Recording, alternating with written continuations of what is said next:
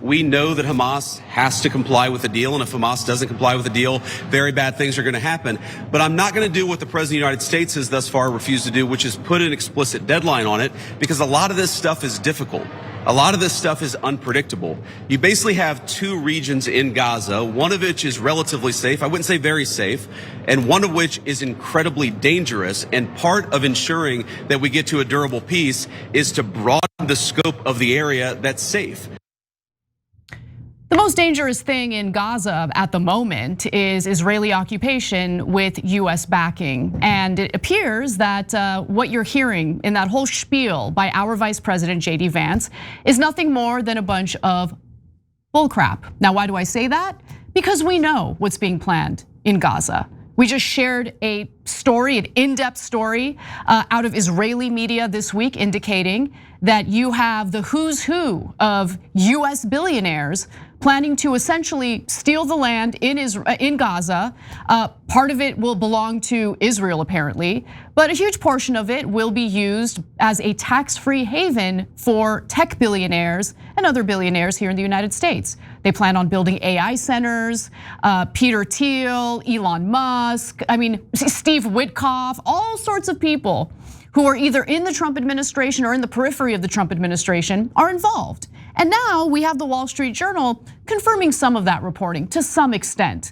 Although whether they know it or not, they're hiding the ball, at least a portion of it. So let's get to the details. So Israel and the Trump administration are apparently hatching a plan, according to the Wall Street Journal, that would only allow for reconstruction of the Gaza Strip in the area that is occupied by the Israelis. Right now, about 53% of the Gaza Strip is occupied by the IDF. It looks like that's never gonna change. In fact, it's very likely that that occupation is going to expand further in the coming years. But for now, the big argument that we're hearing from Jared Kushner, an unofficial White House advisor, is that, Hamas isn't disarming, so we're gonna go ahead and just take that land from the Palestinians. He's not saying that out loud, but that's essentially what's happening here. The 53% that's occupied by the Israelis, we're gonna go ahead and do some reconstruction work there. And this is somehow going to convince Hamas to disarm, as Hamas and the Palestinian civilians, ordinary innocent people who didn't ask for this, they don't want this, but they're treated as if they themselves are terrorists. You're gonna tell me that they're going to live in a wasteland that was created by Israel with the use of American taxpayer-funded bombs, and they're just gonna sit back and let it happen, and Hamas is gonna be weakened by it? I don't think that's the way these things work. So the idea was openly floated by Vice President JD Vance and Trump's son-in-law Jared Kushner during this press conference in Israel that took place today. Reconstruction, again, would only take place on the Israeli-controlled side.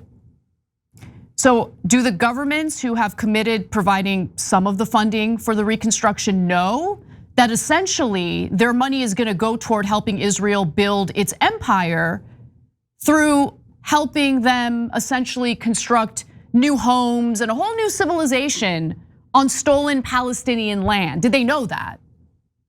And if they did know that, are they aware that there's some of the worst scummy people on the planet? Because so far, for all the people who just have a basic, superficial, surface level understanding of this whole situation, they were under the impression that no, the reconstruction is gonna be for the whole of the Gaza Strip on behalf of the Palestinian people. Now, I didn't believe that from day one, because I'm not stupid. I pay attention to the news and I go a little deeper than what New York Times or the Washington Post is reporting on this. So for the Palestinian side that's governed by Hamas, no reconstruction will take place unless Hamas is disarmed. Do you guys remember when Israel told all of us that as soon as all the hostages are returned by Hamas, the war's over? Do you guys remember that? Did it work out that way? Because as far as I know, more airstrikes and more annihilation and slaughter has been taking place. Not to the same insane extent as before, but it doesn't look like Israeli forces are interested in withdrawing from Gaza at all. They have all the living hostages. All of the remaining deceased hostages in Gaza are trapped under tons of rubble, which of course is the IDF's doing. And they don't even want to allow the heavy machinery into the Gaza Strip so Hamas can recover said bodies. I mean, who cares about the Palestinians that remain trapped under the rubble, am I right? Laughably, Kushner wants you to believe that the Palestinians will be welcomed back to the area of Gaza, the 53% that's currently being occupied by the Israelis, because he thinks we're stupid. And I don't think Americans should allow themselves to be insulted by an unofficial White House advisor who's nothing more than a disgusting lowlife who has moved up the ladder due to nepotism, making all sorts of shady deals with the Saudis. And by the way, all these Arab leaders, pathetic, okay? The United States government disgusts me over what they have greenlit in the annihilation of the Gaza Strip and the persecution of the Palestinian people, full stop. But all these Arab leaders, okay, bowing their heads to a genocidal government because the United States is bribing you to, it's disgusting. In reality, over time, Israel could take more territory from Hamas's control, while at the same time strengthening a security buffer between Israeli towns near the border with Gaza that were attacked during the Hamas-led October 7th, 2023 assault that sparked the war. So where are the Palestinians gonna go? Well, right close to, I mean, we don't know how many Palestinians are left really. They still won't allow any international journalists, like actual journalists, to go visit and do some original reporting. There are still journalists on the ground, Palestinian journalists, the ones who haven't been slaughtered by Israel yet. But this story is kind of amazing, right? Because like this argument about refugee crises, mass migration situations, the very things that lily white Westerners like to complain about because they're terrified of Islamification. They're scared of the Muslims. They're so scared of the Muslims. As they hand over the resources from their own countries and nod along as Israel conducts its genocide and displaces millions of people. Where are those millions of people gonna go, do you think? Where are they supposed to go? I know that the Trump White House has tried to do some negotiations with countries like Sudan, maybe Somalia, the country we've been bombing for several decades will take them in. It's disgusting. All of this is so disgusting. If you are an American, your money went toward annihilation, land theft, and a refugee resettlement program. An unjust one, to be completely fair and honest here about what's going on. This is so crazy. How's your healthcare doing? Were you able to afford that doctor's bill? Oh, you just popped out a baby a week ago? You better get back to work. Back to the mines. We gotta work hard. We gotta, of course, make a living for the genocidal Israeli government. So disgusting. According to the Journal's reporting, there's more. White House officials said Kushner is the driving force behind the split reconstruction plan. I'm sure he is.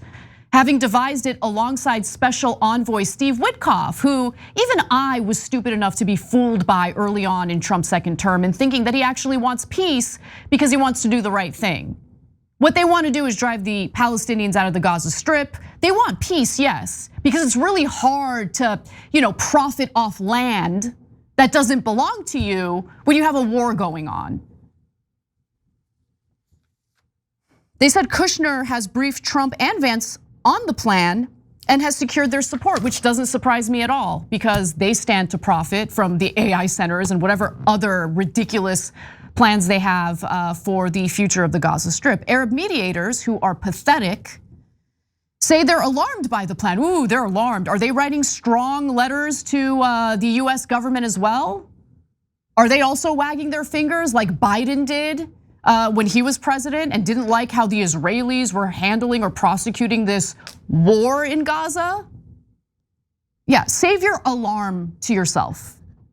I don't believe anyone is alarmed about anything unless they're willing to put their foot down and put action behind those concerns or those alarms.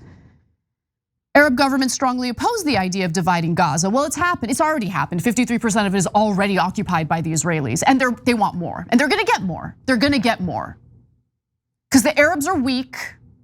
The US government is either bribed or blackmailed by the Israelis. This is how they play, and this is how they accumulate power, steal land, and then play the victim when they're the victims of a terrorist attack. I mean, it's awe-inspiring, it really is. Because any other human being functions with the understanding that every action you take is gonna have a reaction, a consequence. So for instance, if I, let's say, decide I like my neighbor's home more than I like my home, but I'm gonna keep my home. I'm gonna keep my home, okay? That's the land of the Kasparians. I'm gonna keep that.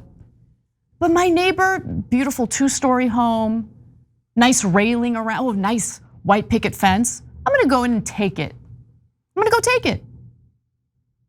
Now, anyone who believes in justice, who believes in fairness would say, Anna, you can't do that. That's not your property. You can't steal it like that. But how are you gonna make that argument here in the United States when our government, regardless of whether it's a Democratic administration or Republican administration, has been aiding and abetting the land grabs that have been taking place in the Middle East? They have no leg to stand on. You want to criticize human rights abuses, whether it be in freaking China or Russia or Ukraine or whatever. I don't want to hear a damn word out of any single politician in the US government that has aided and abetted the atrocities that we have been watching with our own 2 eyes, hearing with our own 2 ears over the last 2 years. Many Arab governments believe the enclave needs to be overseen by the Palestinian Authority, which governs much of the West Bank. But Israeli Prime Minister Benjamin Netanyahu is strongly opposed to allowing it a role. And he'll get what he wants because the Israelis always get what they want. As long as the top military superpower on this globe, the United States, backs them in any atrocity they want to commit, they will commit the atrocities. The Palestinian Authority has been so deferential to the Israelis in the West Bank. They govern the West Bank, and they've lost credibility with the Palestinians because they've done nothing for the Palestinians. And even they aren't good enough for Benjamin Netanyahu. And why is that? Is it because he's actually fearful that the Palestinian Authority is really some terror organization that's gonna threaten the lives of the precious Israelis? No, of course not. Because he doesn't want the Palestinians on that land. Whether it's Gaza, whether it's the West Bank, he's coming for you. And here's the absolutely genius thinking in Israel. The plan to build up Israeli-controlled areas in Gaza could weaken Hamas politically while enabling Israel's military to conduct operations that further erode the group's ability to fight, said Ofer Gutterman, a senior researcher at the Tel Aviv-based Institute for National Security Studies. Oh, totally. I mean, that's how things work. So let's say I were the person who just witnessed my home getting stolen from me, and all of my family members have been slaughtered by the very individual or individuals who stole my home. As they're remodeling the home that used to belong to me but was stolen by me, I'm just gonna watch it and just feel, less angry about it. I'm not gonna want any revenge. I'm not gonna want to retaliate. It's just gonna weaken me. That's how the world works. These people are total geniuses. So look, you should also find the idea that the Israelis are acting in good faith dubious, ridiculous, because they never operate in good faith. They haven't operated in good faith at all over the last 2 years. They have lied to us. They have lied to everyone globally. They have bombed every hospital in Gaza. They have destroyed every university in Gaza. They have told Palestinian refugees, they've displaced them, told them to evacuate to certain parts of the Gaza Strip for safety, and then they bombed them. That's who the Israelis are, the IDF, not the civilians. When I say the Israelis, okay, this is for Canary Mission. And all the other people who like to pretend as though my commentary has to do with powerless people who are civilians and don't really have much of a say, based on those mass protests, didn't have much of a say over what the Israeli government was up to. So when I say the Israelis, I mean the military and I mean the government, the people who have power, okay? They have not acted in good faith at all. And in fact, the only area in which I can believe them is when they're in Israeli media and they're just brazenly saying what they plan to do. How they can't get enough of the slaughter in Gaza. How they want to take that land. How as soon as all the living hostages are returned, they plan to go right back to annihilation. I choose to believe them when they actually tell the truth. And they do tell the truth in Israeli media. Here's what the Knesset was up to today. This is according to Reuters. Israel's parliament gives initial nod to occupied West Bank annexation.